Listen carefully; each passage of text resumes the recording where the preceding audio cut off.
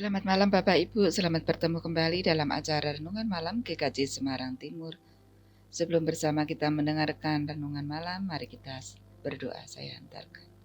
Kami bersyukur untuk hari yang boleh kami lalui di dalam berkat dan pelindungan-Mu ya Tuhan. Malam hari ini kami ingin mendengarkan akan hikmat-Mu. Mari Engkau yang berfirman dan melayakkan kami.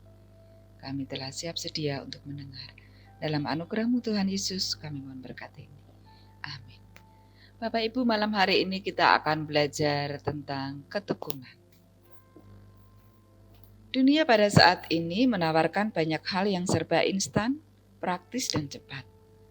Tetapi untuk meraih keberhasilan dalam hidup tidak ada yang instan.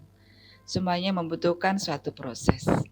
Kita perlu memiliki ketekunan untuk melalui setiap proses itu karena ketekunan dan kesabaran adalah cara yang terbaik untuk mendapatkan hasil yang sempurna. Ibrani 10 ayat 36 berfirman, Sebab kamu memerlukan ketekunan, supaya sesudah kamu melakukan kehendak Allah, kamu melakukan apa yang dijanjikan itu. Apakah saat ini saudara sedang berpikir untuk berhenti berjuang? Apa yang perlu kita ingat tentang ketekunan dan bagaimana cara memilikinya? Tekun adalah keberanian yang tak tergoyahkan. Kolose 1 ayat 23a berfirman, Sebab itu kamu harus bertekun dalam iman, tetap teguh dan tidak terguncang, dan jangan mau bergeser dari pengharapan Injil. Ketekunan adalah ketika kita tetap bertahan, teguh dan pantang menyerah dalam mencapai tujuan, terus mencoba dan tidak goyah oleh keadaan, sampai menemukan jalan keluar atau mengatasi tantangan. Mungkin kita tak selamanya sukses atau selalu berhasil. Ada masanya kita gagal baik secara fisik maupun spiritual. Namun jangan menyerah, tetaplah berjuang meski untuk jangka waktu yang cukup lama. Dalam bertekun kita memerlukan iman, keberanian, serta daya tahan.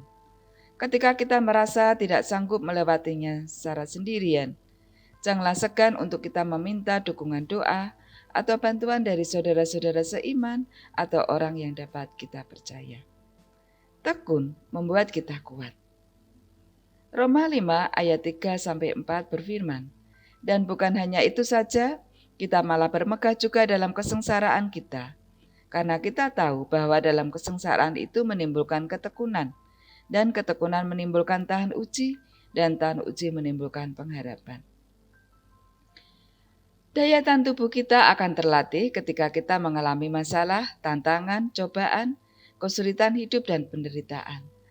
Saat ini terjadi ada dua pilihan, kita tekun atau kita menyerah. Kalau kita menyerah, kita akan frustasi, kecewa, terpuruk, bahkan kehilangan harapan dan iman. Dengan kata lain, kita akan menjadi bulan-bulanan keadaan karena memilih menyerah. Maka dari itu pilihlah untuk tetap bertahan. Namun jangan hanya karena mengharapkan buah atau hasilnya secara instan. Yang terpenting di sini adalah kemauan kita untuk menjalani semuanya dengan rela dan gigih. Karena dengan demikian maka kita telah berada di jalur yang benar. Tentu ada kalanya kita perlu bijaksana dalam mengevaluasi. Apakah kesulitan kita itu disebabkan karena cara kita yang tidak tepat? Atau mungkin motivasi kita yang salah, atau minat kita yang tidak sejati. Barangkali kita mengerjakan terlalu banyak hal, atau perlu menyusun goal yang lebih realistis. Apapun kendala kita saat ini, dengan ketekunan, kita tidak menyerah hanya dengan karena 1-2 halangan. Cepat atau lambat, dengan cara yang mungkin tak terpikirkan oleh kita, buah-buah ketekunan itu akan kita rasakan manis. Tekun adalah kunci keberhasilan. Yakobus 1 ayat 4 berfirman, Dan biarkanlah ketekunan itu memperoleh buah yang matang, supaya kamu menjadi sempurna dan utuh, dan tak berkekurangan suatu apapun. Saudara, tak seorang pun bisa sukses tanpa usaha dan kerja keras. Mereka yang sukses sesungguhnya berutang pada ketekunan mereka sendiri. Mungkin kita sering mendengar ungkapan ini. Orang yang tekun dan bertahan dalam situasi apapun, meski ia jatuh bangun, seperti menanam bibit pohon, Kita tidak mengharapkannya tumbuh besar dalam waktu semalam, bukan? Kita merawatnya dengan seksama, memberinya pupuk, pengairan yang cukup, hingga bibit itu bertunas, bertumbuh menjadi pohon, dan menghasilkan buah yang bisa kita nikmati. Dalam pertandingan, para juara pun tidak menjadi juara karena mereka memenangkan perlombaan itu, tetapi karena sekian banyak jam, minggu, bulan, bahkan tahun yang mereka habiskan di dalam berlatih. Maka bertahanlah sampai akhir, karena ketekunan akan menuai keberhasilan. Galatia 6 ayat 9 berfirman, janganlah kita jemu-jemu berbuat baik, karena apabila sudah datang waktunya, kita akan menuai jika kita tidak menjadi lemah. Tekun juga membawa keselamatan. Matius 24 ayat 13 berfirman, tetapi orang yang bertahan sampai pada kesudahannya akan selamat. Saudara, jika kita membutuhkan ketekunan dan menjalaninya dalam hidup, kita juga membutuhkan ketekunan dalam menjalani kehidupan spiritual. Tuhan ingin supaya saya dan saudara bertahan.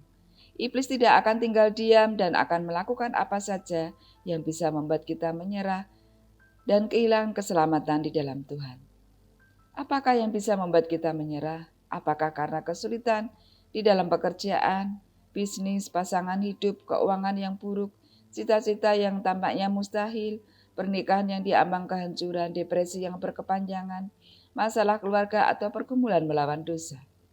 Teruslah bertekun dan berfokus kepada Tuhan, meski ada banyak pengorbanan yang harus kita berikan.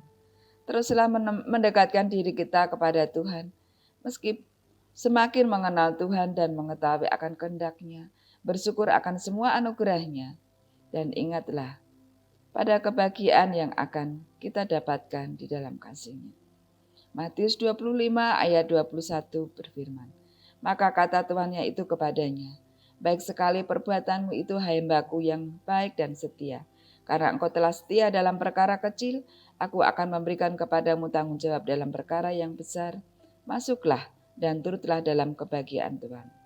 Mari kita terus bertekun, melatih diri untuk tetap tekun dalam seluruh tanggung jawab hidup kita, dan menikmati setiap proses yang Tuhan izinkan dalam hidup ini.